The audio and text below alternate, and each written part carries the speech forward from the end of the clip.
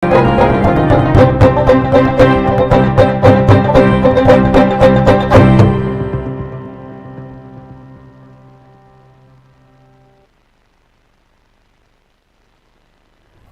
আপনারা দেখছেন news now. আমি রয়েছি আপনাদের সাথে মীনাক্ষী। চোখ রাখছি মুহূর্তের খবরে।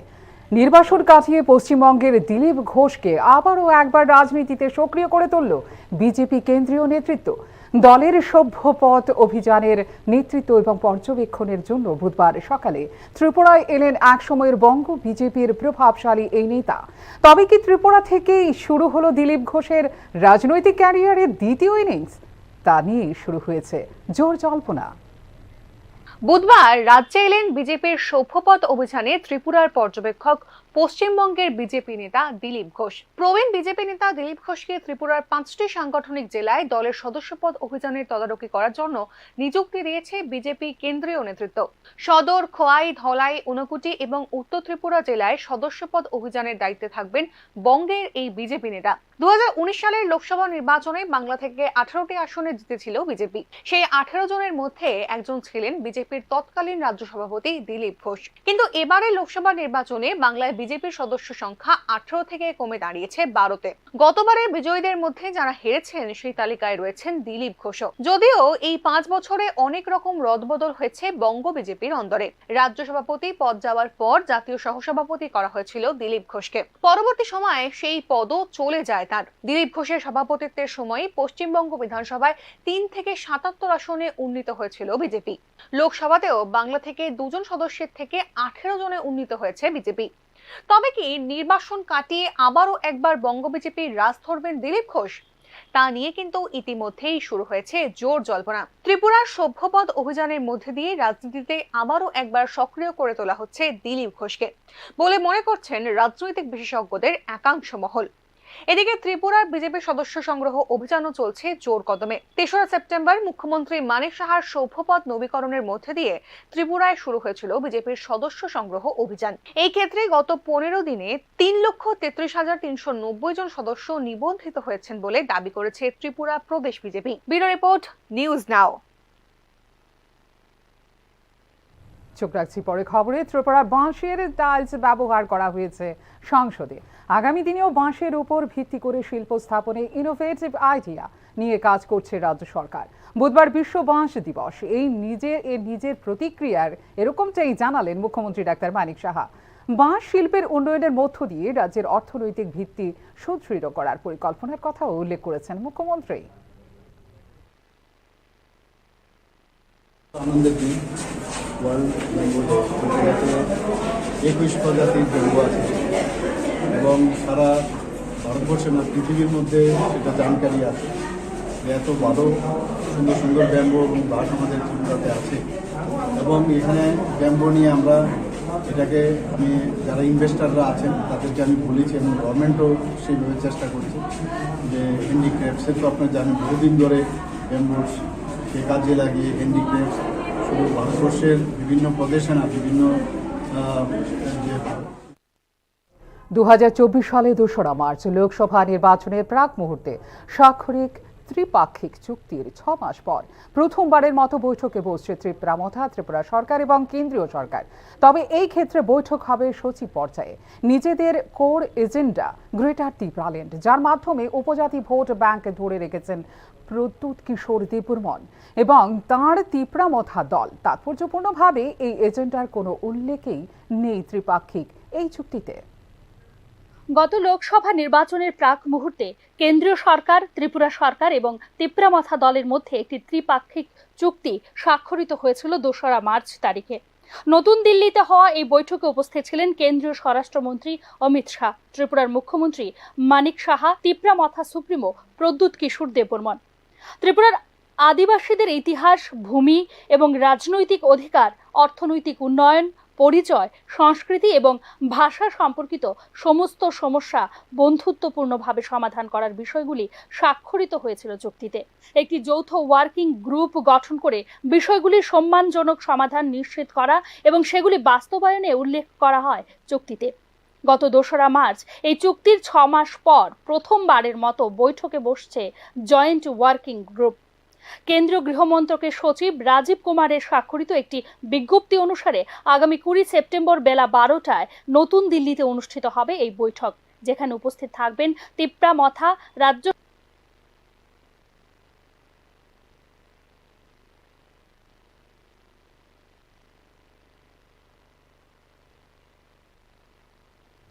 এই মুহূর্তে নিয়ে নেব একটা ছোট্ট বিজ্ঞাপন বিরতির পর চলে আসবো অন্যান্য খবরের সঙ্গে থাকবেন।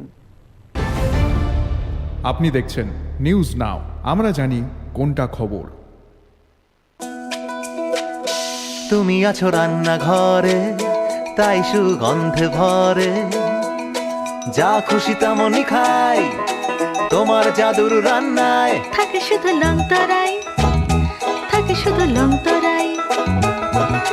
কত কেজি রান্না হয়, মনটাই করছো জয়, ভালোবেসে বলছি তাই, রান্নায় তোমাকে চাই, চাই শুধু লংতরাই, চাই শুধু লংতরাই। লংতরাই গুঁড়ো মশলা, রান্নায় তোমাকে চাই, চাই শুধু লংতরাই। Step into the realm of Assam Downtown University, where we encourage success, experience the pinnacle of academic excellence, and live your best days. আপনি দেখছেন নিউজ নাও, আমরা জানি কোনটা খবর। বিরতির পর আবারও স্বাগত, চোখ রাখছে অন্যান্য খবরে।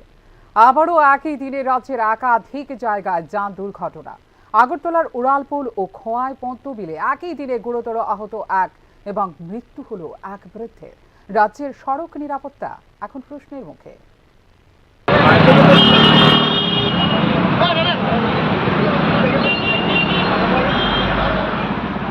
আবারও উড়ালপুলে বাইক দুর্ঘটনা, দুটি গাড়ি ও একটি বাইকের মুখোমুখি সংঘর্ষে গুরুতর আহত এক।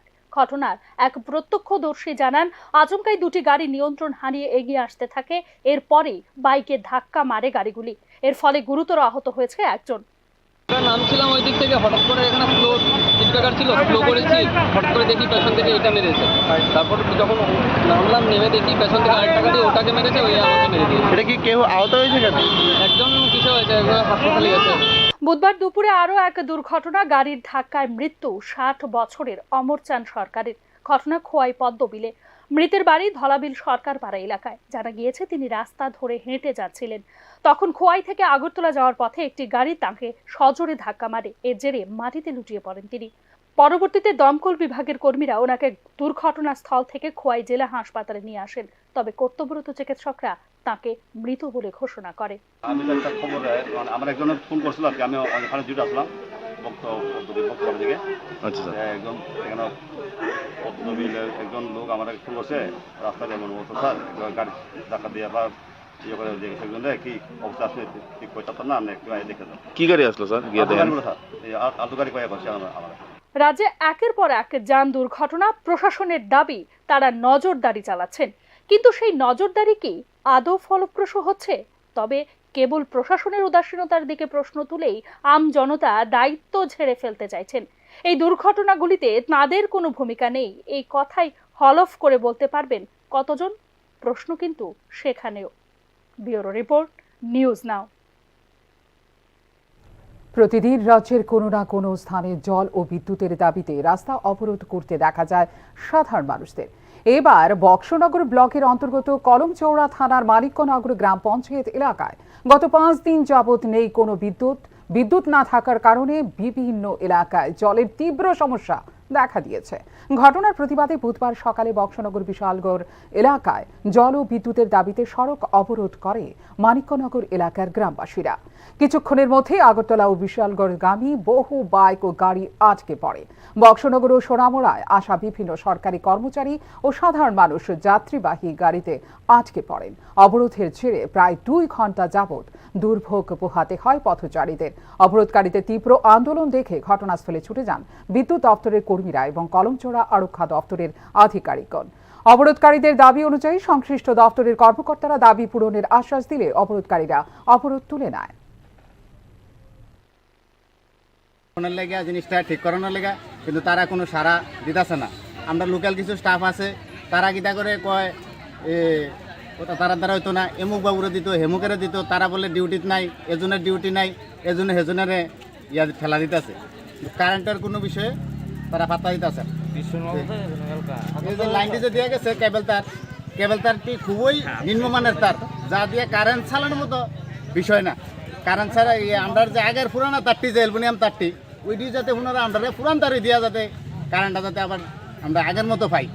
কিন্তু কারেন্ট ওখানে একজনের বাইত এমন আছে, এমন দিন কিতা হইতেছে যে 8 দিন ধরে 5 বাইত কারেন্ট নাই, আর 10 বাইত আছে।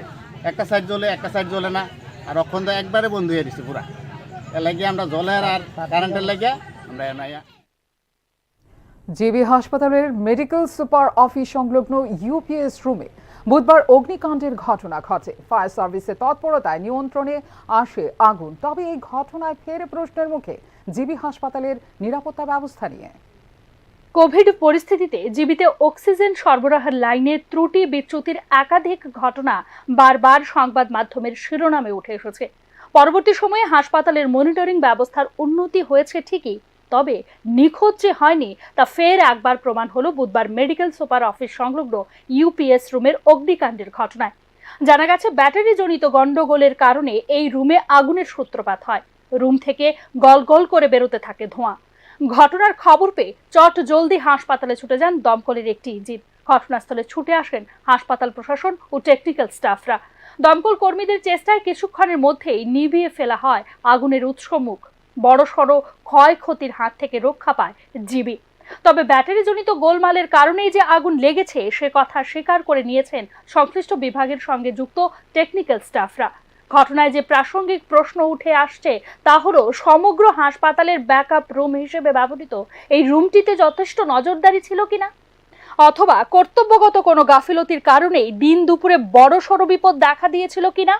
ফায়ার হয়েছে, আমরা যে ব্রেকার পয়েন্টগুলো আছে এমসিসিবি পয়েন্টগুলোতে ফায়ার হয়েছে। তো ধোয়া শেষ হওয়ার পরে আমরা দেখছি লাইন আমরা তুলে দেবো উইদিন 5 to 10 মিনিটস। পুরো বিল্ডিং সেফ আছে। উল্লেখ্য, ব্যাটারি ব্যাংক হিসেবে এই কক্ষটিকে ব্যবহার করা হয়ে থাকে বলে উল্লেখ করেন সংশ্লিষ্ট বিভাগের সঙ্গে যুক্ত টেকনিক্যাল স্টাফরা।